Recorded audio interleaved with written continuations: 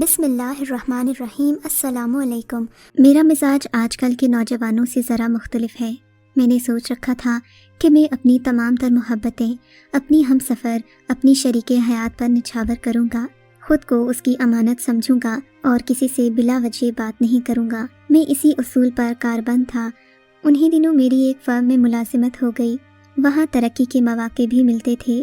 میں نے اپنی تعلیم بھی جاری رکھی اور دفتری کام پر بھی توجہ دی۔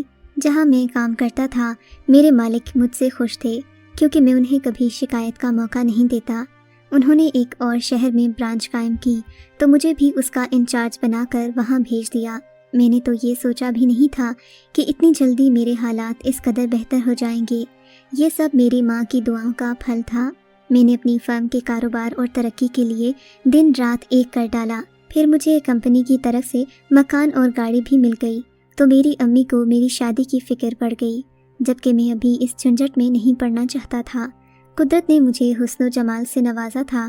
میں کسی کے بھی دل کی دھڑکن بننے کے لائق تھا، مگر میں جس کو تلاش کر رہا تھا وہ ابھی مجھے نہیں ملی تھی۔ میں امی کو یہ کہہ کر ٹال دیتا کہ جب مجھے اپنی پسند کی کوئی لڑکی ملے گی تو آپ کو بتا دوں گا۔ آخر کار ایک دن مجھے اپنی پسند مل ہی گئی۔ نادیہ کا تعلق ایک امیر گھرانے سے تھا، مگر میں نے اسے اس کی عادات کی وجہ سے پسند کیا تھا۔ وہ 2 بھائیوں کی اکلوتی بہن تھی، اچھے اور معزز خاندان سے تھی۔ بھائیوں کی شادیاں ہو چکی تھیں، نادیہ کے بھی کئی رشتے آ چکے تھے، مگر کوئی اس کے معیار پر پورا نہیں اترتا تھا۔ اس کے ماں باپ نے اس معاملے میں اسے خود مختار بنا رکھا تھا۔ ماں باپ کی حمایت کی وجہ سے وہ ہر کسی کو کوئی نہ کوئی خامی بتا کر مسترد کر دیتی۔ وہ مضبوط کردار کی پڑھی لکھی تھی۔ ان تمام حقائق سے آگاہ ہونے کے باوجود بھی میں نے یہ عہد کر لیا کہ میں نادیہ کو حاصل کر کے رہوں گا۔ اگر قدرت کو ہمارا ملن منظور ہوا تو میرے من کی خواہش پوری ہوگی۔ نادیہ نے میرے من میں ایک آگ سی لگائی تھی اور اس کی چاہت کی دھیمی دھیمی آگ میں جل کر میں ایک سکون سا محسوس کرنے لگا۔ میں نے امی کو اپنی کیفیت سے آگاہ کیا اور بتایا کہ میں نادیہ کو اپنی بیوی بنانا چاہتا ہوں۔ ایک دو بار امی اکیلی ہی ان کے گھر گئیں، پھر کچھ عرصے کے بعد میں بھی ان کے ساتھ گیا۔ نادیہ میرے سامنے تو نہیں آئی، مگر اس نے مجھے دیکھ لیا، میری گفتگو سنی اور پھر ہاں کر دی۔ اس روز میں بہت خوش تھا۔ میرے پاؤں زمین پر نہیں ٹکتے تھے۔ میں حیران تھا کہ نادیہ نے کیا دیکھ کر اور کیا سوچ کر میرے حق میں فیصلہ دیا ہے۔ اس سے قبل وہ کئی رشتے ٹھکرا چکی تھی۔ لوگوں کو جب نادیہ کا فیصلہ معلوم ہوا تو سبھی حیران ہوئے اور میری خوش قسمتی پر رش کرنے لگے۔ سب حیران تھے کہ نادیہ نے اتنی آسانی سے ہاں کیسے کر لی۔ امی نے دیر نہ کی اور جلدی سے منگنی کی رسم ادا کر دی۔ 2-3 ماہ بعد میری شادی دھوم دھام سے نادیہ سے ہو گئی۔ نادیہ میرے گھر کیا آئی، لگتا تھا میرے آنگن میں چاند اتر آیا ہے۔ نادیہ نے پہلی نظر میں مجھے پسند کر لیا۔ اپنی ازدواجی زندگی کی اول شب ہم نے ڈھیروں عہد و پیمان باندھے، مستقبل کے حسین سپنے سجائے۔ کئی دنوں تک دعوتوں کا سلسلہ چلتا رہا، پھر سیر تفریح میں 2 دن گزر گئے۔ میں نادیہ کو پا کر بڑا خوش تھا۔ مجھے یہ مان تھا کہ میری شریک حیات لاکھوں میں ایک ہے۔ ہماری ازدواجی زندگی یقیناً بہت ہی پرسکون اور شاندار گزرے گی، کیونکہ ہمیں ایک دوسرے سے محبت تھی اور ایک دوسرے پر اعتبار تھا۔ ہم اس محبت کے چشمے سے ابھی جی بھر کر سیراب نہیں ہوئے تھے کہ مجھے لگنے لگا نادیہ کبھی کبھی کھوئی کھوئی سی رہتی ہے۔ وہ مجھ سے کچھ کہنا تو چاہتی ہے، مگر الفاظ اس کے ہونٹوں پر آ کر رک جاتے ہیں۔ میں نے اسے 1-2 بار اکسایا کہ جو کہنا چاہتی ہو کہہ دو، مگر وہ بڑی خوبصورتی سے ٹال جاتی۔ وہ اکثر اپنی ایک سہیلی ماریہ کا ذکر کرتی۔ ماریہ کو میں اپنی اور نادیہ کی شادی کے موقع پر دیکھ چکا تھا۔ بلا شبہ وہ بہت حسین تھی۔ اس کا تو نام ہی انگ انگ میں رس کھول دینے والا تھا۔ وہ چاہنے کے قابل تھی، مگر میں نے اس کی طرف خاص توجہ نہیں دی، کیونکہ میں صرف اور صرف نادیہ کا دیوانہ تھا۔ مجھے اسی سے محبت تھی۔ شرمین کے ذکر سے ہی میں چڑھ جاتا اور نادیہ سے کہتا کہ وہ خوبصورت تو ہے، مگر تم سے بڑھ کر حسین نہیں ہے۔ حالانکہ نادیہ کو اس بات پر خوش ہونا چاہیے تھا، مگر میں محسوس کرتا کہ اسے اپنی سہیلی کی برائی اچھی نہیں لگتی۔ اسے اچھا تو یہ لگتا تھا کہ میں شرمین کی تعریف کروں اور اس کی باتوں میں دلچسپی لوں۔ خیر کچھ عرصے بعد نادیہ نے میکے جانے کی فرمائش کی۔ اب میں اسے لینے گیا تو وہ بہانہ کر دیتی کہ آج نہیں آ سکوں گی۔ نادیہ کے بغیر میرا دل نہیں لگ رہا تھا، گھر بھی سونا سونا لگتا۔ اس کے ہجر کا دکھ جب حد سے بڑھا تو میں اسے لینے چلا گیا۔ سسرال جا کر معلوم ہوا کہ وہ اپنی سہیلی شرمین کے گھر گئی ہے۔ میں نے اس کی امی سے اس کی واپسی کا پوچھا تو انہوں نے بھی کہا کہ انہیں نہیں معلوم۔ ان کی امی کا جواب سن کر میرا دماغ گھوم گیا۔ شک کا ناگ میرے من میں کنڈلی مار کر بیٹھ گیا کہ کہیں سہیلی کے ملنے کے بہانے یہ کسی اور سے تو نہیں ملتی۔ یہ سوچ کر میرے اندر چکر چلنے لگے۔ شک اور نفرت کا پودا سر ابھارنے لگا، مگر دل نہیں مان رہا تھا کہ نادیہ ایسی بھی ہو سکتی ہے۔ شادی کے بعد کسی سہیلی کے گھر رہنے کا جواز نہیں تھا اور وہاں زیادہ دیر تک ٹھہرنے کا بالکل بھی نہیں۔ میں اس کے گھر کی طرف گیا۔ نادیہ وہاں ہی تھی۔ مجھے دیکھ کر نادیہ سکتے میں آ گئی، جبکہ شرمین کی خوشی کا ٹھکانہ نہ رہا۔ اس نے مجھے بیچنے کا کہا تو میں نے کہا کہ میں نادیہ کو لینے آیا ہوں۔ میرے لہجے میں غصے اور ناراضگی کا عنصر نمایاں تھا، اس لیے نادیہ نے کوئی بات نہیں کی اور خاموشی سے میرے ساتھ چل پڑی۔ راستہ بھر میں نے اس سے کوئی بات نہیں کی۔ رات کو جب وہ کمرے میں آئی تو میں اس پر برس پڑا، شک کا اظہار بھی کر ڈالا اور پوچھا کہ 3 دن شرمین کے گھر رہنے کا کیا مقصد تھا؟ میرے علم میں لائے بغیر اور میری اجازت کے بغیر تم اس کے گھر میں کیوں ٹھہری؟ میں تو تمہیں میکے چھوڑ کر آیا تھا، پھر وہاں سے شرمین کے گھر جانے اور وہاں ٹھہرنے کا کیا مقصد ہے؟ یقیناً کوئی ایسی بات یا راز ہے جسے تم دونوں جانتی ہو۔ میرا تیر نشانے پر لگا۔ میرے آخری الفاظ سن کر وہ تڑپ اٹھی۔ نادیہ کی آنکھیں چھلک پڑی، آگے بڑھ کر میرے پاؤں چھو لیے اور بولی، آپ مجھ پر شک نہ کرو، الزام نہ لگاؤ، میں صرف آپ کی ہوں۔ ایسا الزام لگانے سے بہتر ہے کہ آپ میرا گلا گھونٹ دیں۔ آپ نے جو سمجھا ہے وہ غلط ہے۔ آپ میری زندگی میں آنے والے واحد مرد ہیں، میں کسی اور کا تصور بھی نہ کروں، اور اگر ایسا ہو تو خدا کرے کہ وہ میری زندگی کا آخری دن ہو۔ حقیقت کچھ اور ہے۔ میں نے کئی بار آپ کو بتانا چاہا پر ہمت نہیں ہوئی۔ آج آپ کا شک دور کرنے کے لیے میں آپ کو سب بتا دوں گی، مگر آپ کو ایک وعدہ کرنا ہوگا کہ حقیقت جان لینے کے بعد اور شک دور ہو جانے کے بعد آپ کو میری ایک بات ماننا ہوگی۔ میں نے نادیہ سے وعدہ کیا کہ اگر وہ سب کچھ بتا دے گی تو میں اس کی بات ضرور مانوں گا۔ جب نادیہ کو تسلی ہو گئی کہ میرا موڈ ٹھیک ہے تو وہ بولی، میں آپ کو اپنے آپ سے بڑھ کر چاہتی ہوں، مگر آپ کے علاوہ کسی سے بے انتہا محبت کرتی ہوں۔ ہم ایک جان دو قالب ہیں، زندگی سنگ سنگ گزارنے اور کبھی نہ جدا ہونے کی قسم کھا رکھی ہے، اور وہ ہے میری واحد سہیلی۔ وہ مجھ سے بھی زیادہ خوبصورت ہے۔ ہم دونوں ہم عمر ہیں، بچپن سے ایک ساتھ پلی بڑھی ہیں اور ایک ساتھ اسکول آتی جاتی تھیں۔ ہم دونوں میں بہت محبت ہے۔ وقت گزرنے کے ساتھ ساتھ ہماری راز کی باتوں کے انداز بھی بدلنے لگے۔ ہم دونوں ہنسا کرتیں، ہم دونوں کا پیار مثالی تھا، پرسکون زندگی سے لطف اندوز ہو رہی تھیں اور کبھی دونوں ہی رو رو کر اپنے آپ کو ہلکان کر لیتیں۔ یہ دیکھ کر ہمارے گھر والے جب کہتے کہ کل تم دونوں کی شادی ہو جائے گی تو پھر کیا کرو گی، ہمارا جواب ہوتا کہ ایسا نہیں ہوگا۔ پھر ہمارے لیے رشتے آنا شروع ہو گئے کہ لڑکی کی شادی اور بابل کا گھر چھوڑنا بھی ایک اٹل حقیقت ہے۔ اب تو ہم دونوں پریشان ہو گئیں کہ کسی ایک کی شادی ہو گئی تو ملنا گوارا نہیں ہوگا۔ ہم نے فیصلہ کر لیا کہ ہم یہ موقع ہی نہیں آنے دیں گی، اس کے لیے ایک ہی مرد سے شادی کریں گی۔ اب مرد کے لیے تو ممکن ہے کہ وہ ایک سے زائد شادیاں کر سکتا ہے۔ ہم نے قسم کھائی کہ شادی کریں گی تو ایک مرد سے۔ ہمارے اس فیصلے کا علم جب ہماری کالج کی دوستوں کو ہوا تو کچھ نے کہا یہ ناممکن ہے، کچھ یہ کہہ کر خوش ہوئیں کہ یہ ایک انوکھی شادی ہوگی۔ ایسا فیصلہ ہماری محبت کی انتہا تھی۔ میں جانتی تھی ایسی محبت کہانیوں میں ملا کرتی ہے، مگر میں جب خود اس دور سے گزری ہوں تو احساس ہوا ہے کہ ایک غیر اختیاری فعل محبت بھی ہے جو کسی کے ساتھ بھی ہو سکتا ہے۔ ہم نے فیصلہ کیا کہ جس سہیلی کی شادی پہلے ہوگی اس کی ذمہ داری ہے کہ وہ اپنی سہیلی کی شادی اپنے شوہر سے کروائے تاکہ قسم اور عہد حقیقت میں بدل جائیں۔ ہمارے رشتے آنا شروع ہوئے تو ہم دعا مانگتیں کہ ہمیں ایسا شوہر ملے جو ہماری طرح وفا اور خلوص کا پتلا ہو۔ اسی لیے میں اور وہ کئی رشتے ٹھکرا چکی تھیں۔ نہ جانے کیوں کسی پر اتنا اعتبار کرنے کو دل نہیں مانتا تھا۔ یہی خوف رہتا کہ شوہر سخت طبیعت کا مالک ہوا تو ہمارا کیا بنے گا۔ خیر، اب جب آپ میرا رشتہ مانگنے آئے تو چھپ کر آپ کو دیکھ رہی تھی۔ نہ جانے کیوں آپ کو دیکھ کر لگا کہ ہم دونوں جس کی تلاش میں تھی وہ ہمیں مل گیا۔ آپ پر اعتبار کرنے کو جی چاہا۔ میں نے فیصلہ آپ کے حق میں کر دیا۔ یوں میری اور آپ کی شادی ہو گئی۔ خیر، شادی کے موقع پر شرمین نے آپ کو دیکھا تو اس نے میرے انتخاب کو داد دی اور کہنے لگی کہ اپنا وعدہ یاد رکھنا۔ कहीं जुनैद की मोहब्बत में खोकर मुझे भूल न जाना।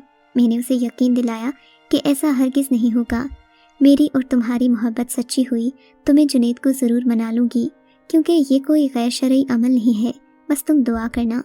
उसके बाद मैं यहाँ आ गई। आपने मुझे वाकई बहुत मोहब्बत दी। दूसरी जानिब मैं अपनी सहेली की जुदाई की आग में जल रही थी। हम फ़ोन पर बात तो कर लेती थीं, मगर उस वक्त तक मिलना नहीं चाहती थीं जब तक मैदान हमवार न हो जाए और हम अपनी कसम निभाकर सुरखरू न हो जाएं।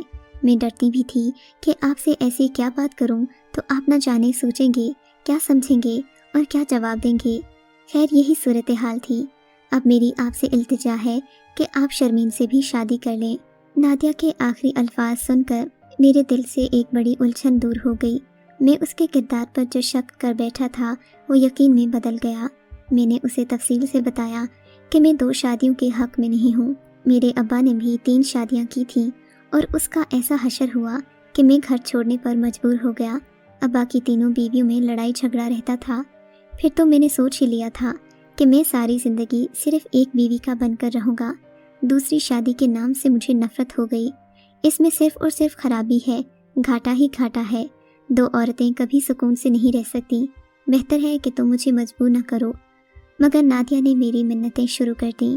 कहने लगी, मैं आपको यकीन दिलाती हूँ कि हमारे घर में कभी झगड़ा नहीं होगा, बल्कि प्यार मोहब्बत का मिसाली घराना होगा। आपको कभी माली तंगी का भी शिकवा नहीं होगा। हम रूखी सूखी खाकर भी गुजारा कर लेंगे। नादिया की मोहब्बत और आंसू ने मुझे बेबस कर डाला। मुझे अपना अहद तोड़ना पड़ा। मैंने उसकी ख्वाहिश का एहतराम किया और शर्मीन से शादी का वादा कर लिया। अगर उसे एतराज़ नहीं था तो फिर मैं क्या कहता, वो भी जब ये उसकी शदीद ख्वाहिश थी। शर्मीन वैसे भी मुझे नादिया से ज़्यादा हसीन लगती थी। मेरी अम्मी ने भी रजामंदी जाहिर कर दी और यूँ मेरी पहली शादी के 3 माह बाद मेरी दूसरी शादी हो गई। इस शादी में नादिया और शर्मीन के रिश्तेदार शरीक हुए। हर एक ने नादिया की जज्बाए कुर्बानी की तारीफ़ की। शर्मीन के वालिद ने भी शादी पर जी भरकर खर्चा किया। नादिया ने अपने हाथों से शर्मीन को दुल्हन बनाया और अपने घर में फूलों की सेज भी उसके लिए तैयार की। वो रूसी शब को वो दोनों एक साथ ही रहीं। उनकी मोहब्बत देखकर मुझे भी हसद सा हो रहा था। वो दोनों एक दूसरे के गले मिलकर फूट फूट कर रो रही थीं। मैं तो अपने कमरे में चला गया। शादी के हंगामों से मुझे सख्त थकन हो रही थी। अगली सुबह मैं उठा तो बुखार में तप रहा था। शादी की थकावट ने मुझे बीमार कर दिया था। अगली सुबह मेरी मुलाकात शर्मीन से हुई। मेरी मुलाकात शर्मीन से अगले दिन हुई। हालांकि दुल्हन के रूप में भी वो बहुत हसीन लग रही थी। उसने मुझे देखा तो मेरे कदमों में गिर गई और कहने लगी, आप बड़े अजीम हैं। मैं आपकी अजमत को सलाम करती हूँ। आपने मुझ पर जो एहसान किया है वो सारी ज़िंदगी आपकी खिदमत करके नहीं उतार सकती। मैंने उसे कहा कि मैं तुम दोनों को खुश रखने की हर मुमकिन कोशिश करूँगा। नादिया ने मुझ पर जो एतबार किया है उस पर पूरा उतरूँगा। तुम दोनों की मोहब्बत में तवाज़ुन रखूँगा।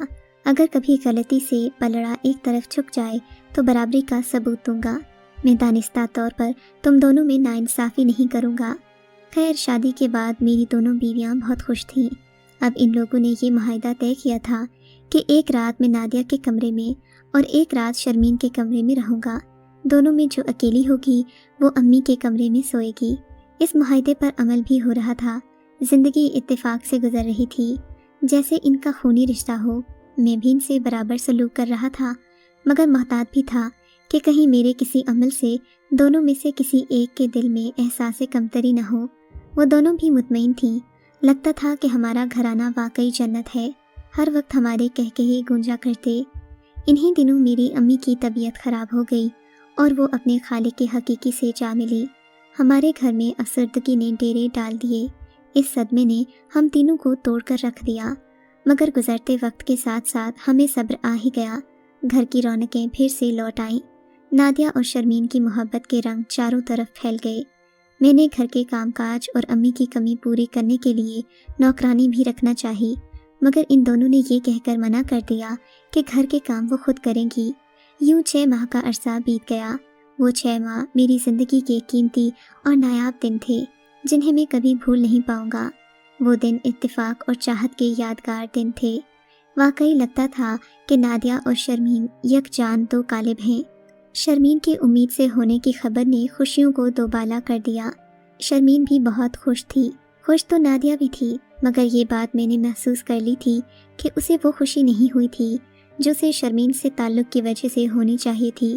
ہونا تو یہ تھا کہ وہ بھی اتنی ہی خوش ہوتی، مگر نادیہ کے چہرے پر افسردگی سی تھی کہ اس کی شادی 3 ماہ پہلے ہوئی تھی اور ابھی تک وہ مجھے یہ خوشخبری نہیں سنا سکی تھی۔ خود میں نے بھی اس کمی کو محسوس کیا۔ اسے لیڈی ڈاکٹر کے پاس لے گیا، مگر پتہ چلا کہ وہ کبھی بھی ماں نہیں بن سکے گی۔ اس کے بعد شرمین اس کی دلجوئی میں لگی رہتی۔ نادیہ بظاہر تو ہنستی مسکراتی، مگر میں محسوس کر رہا تھا کہ وہ اندر سے پریشان ہے، کیونکہ وہ اولاد پیدا کرنے کے قابل نہیں تھی۔ میں نے دیسی حکیموں سے بھی علاج کروایا، تعویذ کنڈوں کا سہارا بھی لیا، مگر نادیہ کی جانب سے کوئی خوشخبری نہیں ملی۔ ادھر شرمین کی زچگی کے دن قریب تھے۔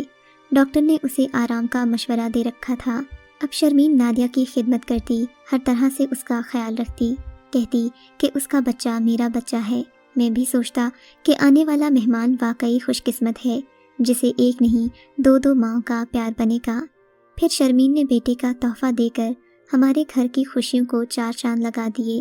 ہمیں تو ایک کھلونا مل گیا، مگر نادیہ کی اداسی اور بے چینی بڑھتی جا رہی تھی۔ اس کے دکھ کا احساس مجھے بھی تھا۔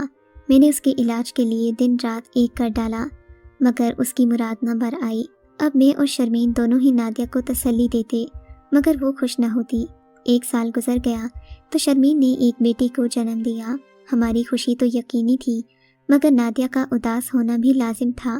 ہم نے بیٹی کی پیدائش پر جان بوجھ کر خوشی نہیں منائی کہ کہیں نادیہ زیادہ اداس نہ ہو جائے۔ بظاہر تو وہ خوش ہی تھی، مگر ہم جانتے تھے کہ اس کے اندر اولاد نہ ہونے کا دکھ تھا۔ نادیہ کو دکھی دیکھ کر میں نے اور شرمین نے یہ فیصلہ کیا کہ ہم اس وقت تک مزید اولاد پیدا نہیں کریں گے جب تک نادیہ ماں نہیں بن جاتی۔ ہم نے فیصلہ کیا کہ میں اور نادیہ حج کا فریضہ ادا کرنے جائیں گے اور وہاں اللہ تعالیٰ سے اولاد کی دعا مانگیں گے، کیونکہ وہاں دعاؤں کو قبولیت کا درجہ ملتا ہے۔ پھر خانہ کعبہ پر پہلی نظر پڑتے وقت جو دعا مانگی جائے وہ قبول ہوتی ہے۔ مجھے یقین تھا کہ یہ بھی قبول ہو جائے گی۔ نادیہ سے ابھی اس سلسلے میں البتہ بات نہیں ہوئی تھی۔ شرمین کو 1 ہفتے سے بخار تھا۔ اس کی طبیعت کے پیش نظر رات کو میں اس کے کمرے میں ٹھہرتا، مگر میرا یہ عمل نادیہ سے برداشت نہیں ہوا۔ وہ کہنے لگی، آپ معاہدے کی خلاف ورزی کر رہے ہیں جو شادی کے وقت طے ہوا تھا۔ آپ پورے 1 ہفتے سے اس کے پاس ہیں۔ اس کے لہجے میں شکایت کا عنصر نمایاں تھا۔ میں نے پہلی بار اس کے لہجے میں یہ طنز اور شکوہ دیکھا تھا۔ میں نے نادیہ کو تسلی دی کہ یہ سب کچھ میں شرمین کی طبیعت کے پیش نظر کر رہا ہوں، مگر وہ نہ مانی۔ اس کا خیال تھا کہ شاید میرا اس سے دل بھر گیا ہے، حالانکہ ایسی کوئی بات نہیں تھی۔ گزرتے دنوں کے ساتھ ساتھ نادیہ کا یہ جذبہ بڑھنے لگا۔ شرمین نے بھی نادیہ کے اس رویے کو محسوس کیا۔ اس نے بھی نادیہ کو یقین دلانے کی بہت کوشش کی کہ ہم دونوں تمہاری خوشی کی خاطر کچھ بھی کرنے کے لیے تیار ہیں۔ کبھی ہم نے اپنی اولاد میں تفریق نہیں کی، مگر نادیہ کا جذبہ بڑھتا ہی رہا۔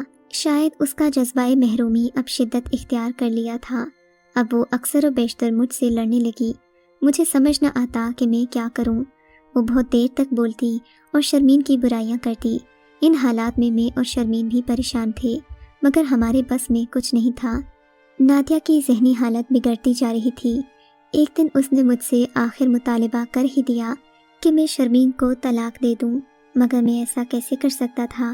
شرمین اب میرے بچوں کی ماں تھی، میں اسے چھوڑ نہیں سکتا تھا۔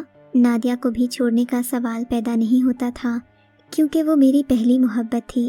بالآخر میں نے ایک انوکھا فیصلہ کر لیا۔ ایک دن میں خاموشی سے گھر سے نکل گیا۔ میرا رخ ایئرپورٹ کی طرف تھا۔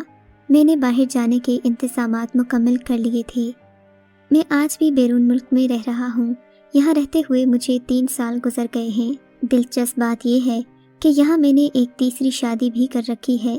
نادیہ اور شرمین مجھے بلاتی رہتی ہیں۔